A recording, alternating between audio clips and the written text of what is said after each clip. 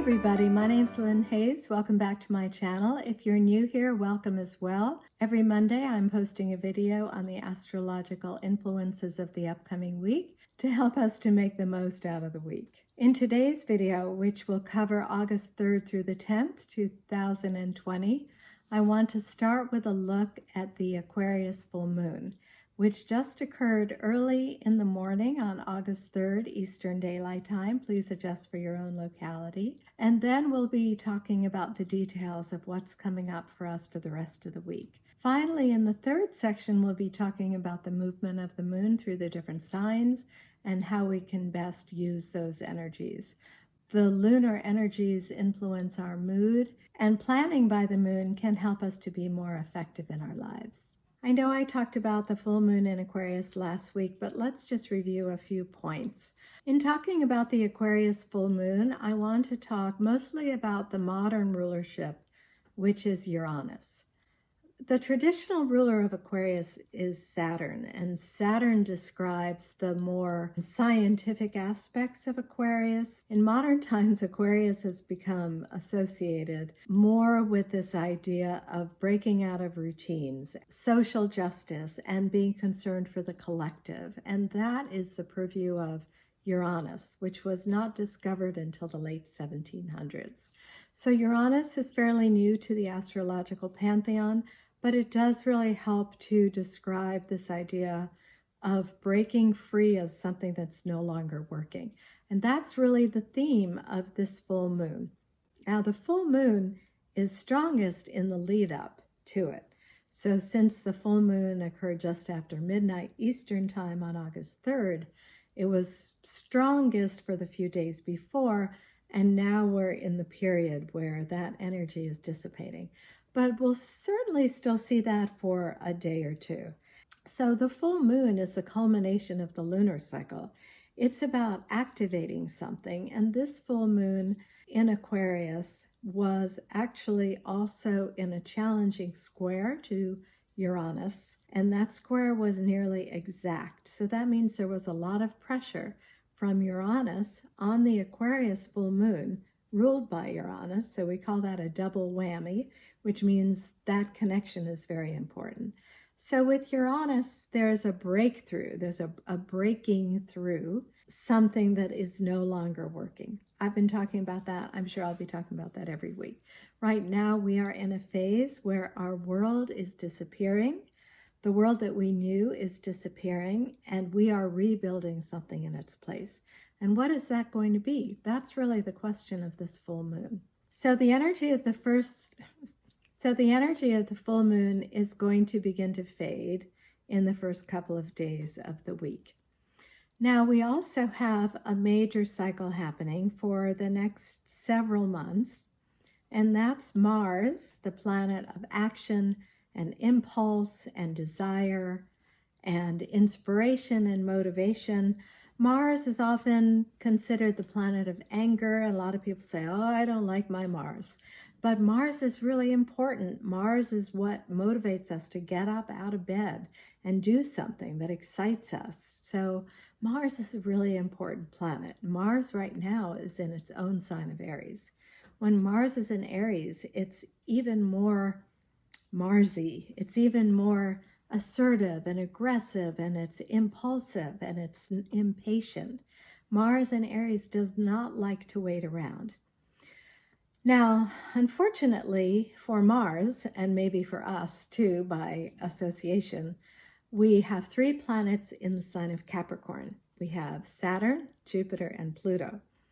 Those three planets in Capricorn are kind of holding everything down. They're forcing us to pay attention to what's real and what's practical and what's hard and what's not fun. And Mars this week begins a challenging square to all of those Capricorn planets. Now, between the 3rd of August, which is the week that we're talking about now, and the end of August, Mars is going to be moving through that square to all of these planets. So this is probably the most significant thing that's happening this month. These triggers of Mars can create a lot of conflict in the world. and we're certainly seeing that. There's no doubt about it. It's likely to intensify. We may ourselves, especially if we're triggered by any of these planetary cycles, we may ourselves feel frustrated. Well, I'm sure most of us feel frustrated right now. But this, Mars is like a spark from a match that lights a big fire. And the first thing that we have this week is Mars squaring Jupiter on the 4th. And that is really going to be leading up, from the minute you watch this video. And if you watch the video anytime this week, you'll likely be feeling this. Jupiter is the planet of expansion and optimism and confidence. So anything that Jupiter touches or that's touched by Jupiter expands. So when Mars is in a square to Jupiter, it's sort of like the wildfires in California that just, a breeze comes and blows them out of control. That's kind of what we're seeing right now with Mars squaring Jupiter. Now, on the 13th, which is next week, Mars is going to square Pluto. And that is going to raise the intensity level even more. So what's really important this week, especially if you know your chart at all, if you have planets between 15 and 30 degrees of any of the cardinal signs, which is Libra, Capricorn, Cancer, and Aries, you're going to be triggered by these events. So we are all going to need to be careful.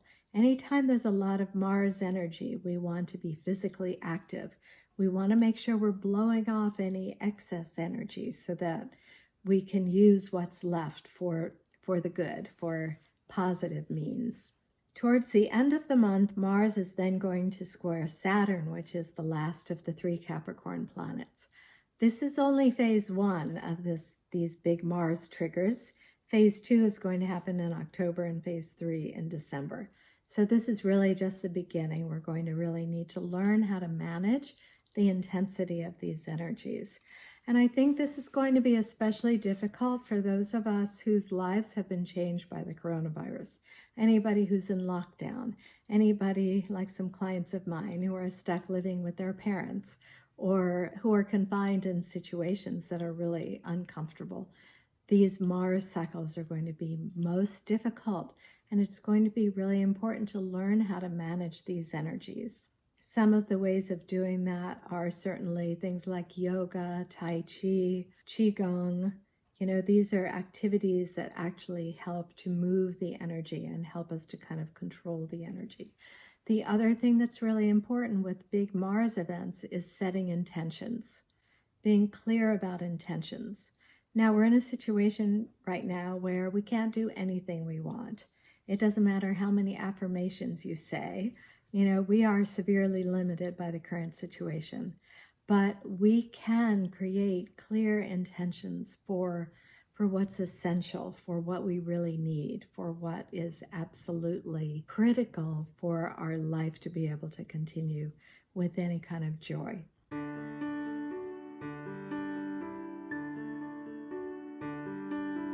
On August 3rd, the day of the full moon, and this aspect is embedded in the chart of the full moon, we have a conjunction of Venus to the North Node.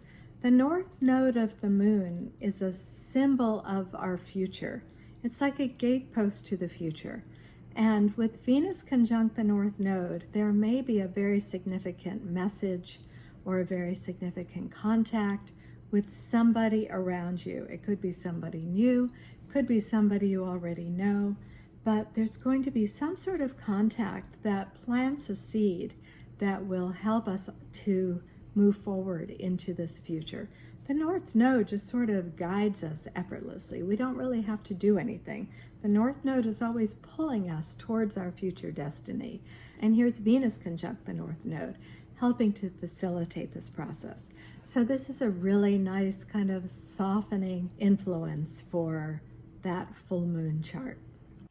So speaking of joy, I want to talk some now about the rest of the details of the week. And one of those is that Mercury is going to be moving into Leo.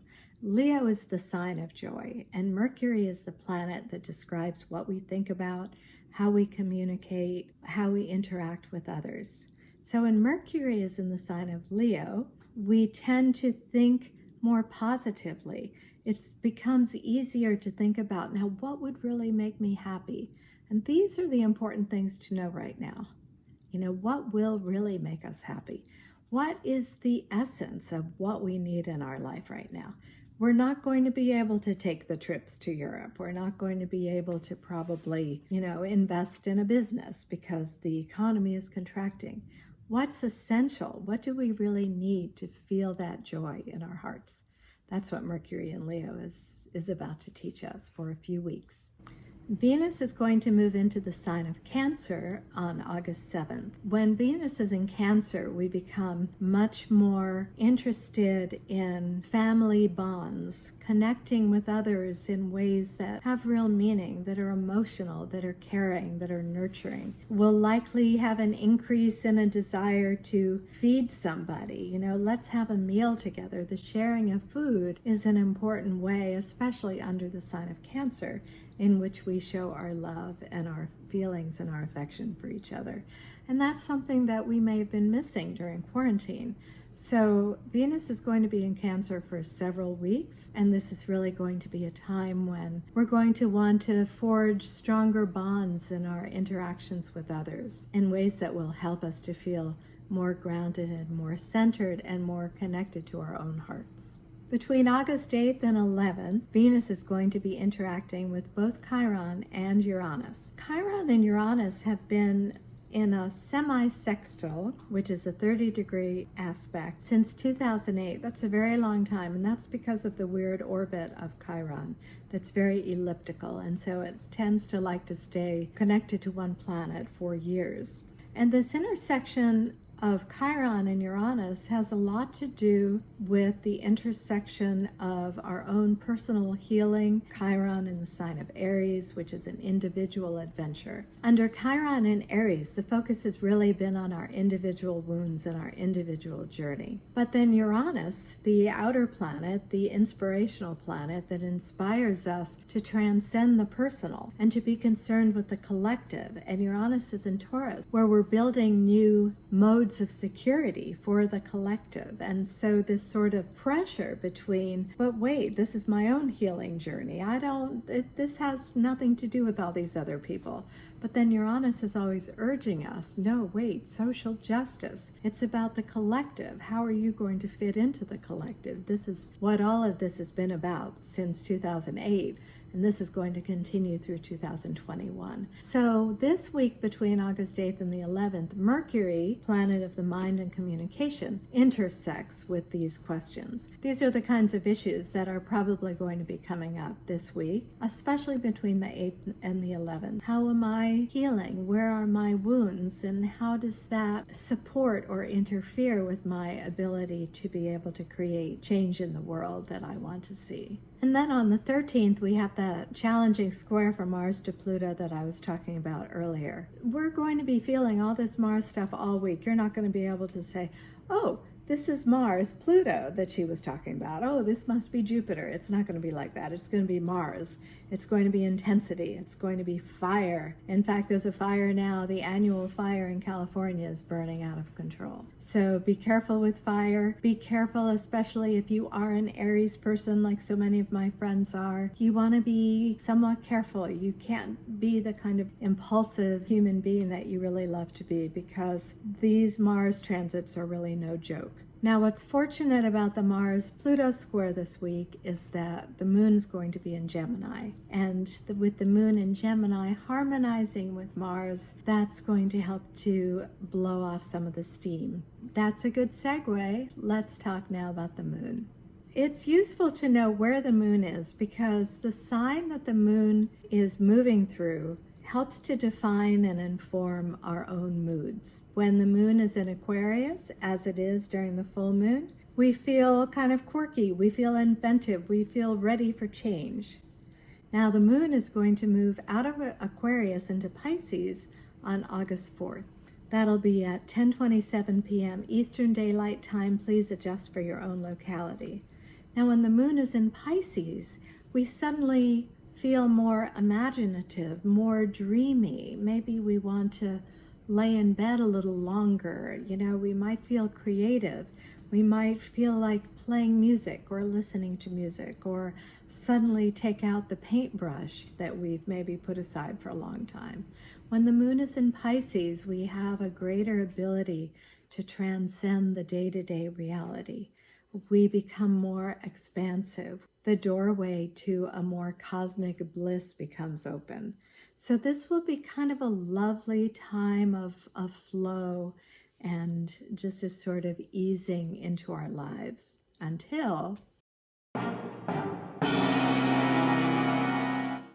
August 7th at 9:04 a.m. when the moon is going to enter Aries. Now, while the moon is in Aries, of course, it's going to be bumping up against all of these planets. It's going to start with a conjunction to Chiron. And then around the 9th, the moon will align with Mars and begin the trigger to all of the Capricorn planets. So this period between the 7th and the 9th, this could be a little rocky. You know, we've got Mars all week, but when the moon goes into Aries, it's going to be a little more amplified. This would be a really good time for a bike ride or a run or something that's going to burn off a lot of physical activity and also help you to feel free. Help you to feel free in yourself. Now, some of you I know have physical limitations that keep you from running or from riding a bicycle. And in those cases, maybe just go for a walk or even dance, or even if you can't walk, you can dance with your arms, you can dance with your heart. There needs to be some sort of expansive energy with this Mars because Mars is fueling our drive and our desire. It's a fantastic time to be setting goals, to be putting desire into a form that we can work with it, which is intentions. This time could feel disruptive, certainly, and it will be important to try to find the flow through all of this. However, you're comfortable doing that, perhaps going swimming, perhaps through meditation, listening to music. You know, a lot of us who are sensitive energetically will find ourselves with jangled nerves. And so be prepared for a way to treat that. Maybe just sitting in meditation, listening to beautiful music. Let it wash over you. And then on August 9th at 9:28 p.m., the moon moves into Taurus. This is going to feel like a welcoming stabilization. Taurus craves security, it craves stability, it craves comfort, it craves delicious food and fine fabrics and just a feeling of sensuality and a connection to the earth. While the moon is in Taurus, it's well known to be a good time for planting. It's a good time to sit in the garden, put your fingers in the dirt, to maybe walk barefoot, connect with the earth, help to ground all of this Mars energy. So it's going to be a very welcome relief to have that Taurus moon. If you can find some quiet time while the moon is in Taurus, that's also going to really help. And then on August 12th at 9:45 a.m., the moon is going to move into Gemini. So we will have spent a couple of days being stable and secure and sort of letting all of that energy ground into the earth. And then here comes the Gemini influence, which is going to really help us to talk to other people. What did you feel? How was your week? Did you feel all that Mars stuff? You know, there's much more curiosity when the moon is in Gemini. It's a very good time for learning. You may not have as much focus as you might like to have if you plan to pursue a course of study, but we're curious. We want to learn. We want to absorb information and take things in. So it's also a time when we're going to want to be moving around. We're going to want to go for walks, for car rides. It's not a time when you're going to want to be sitting still. So that takes us to the end of the week, and I think that's a good time to end this video. So I'll look forward to seeing you next week. Thank you so much for joining me. If you have any questions, please leave them in the comments, and I will see you soon.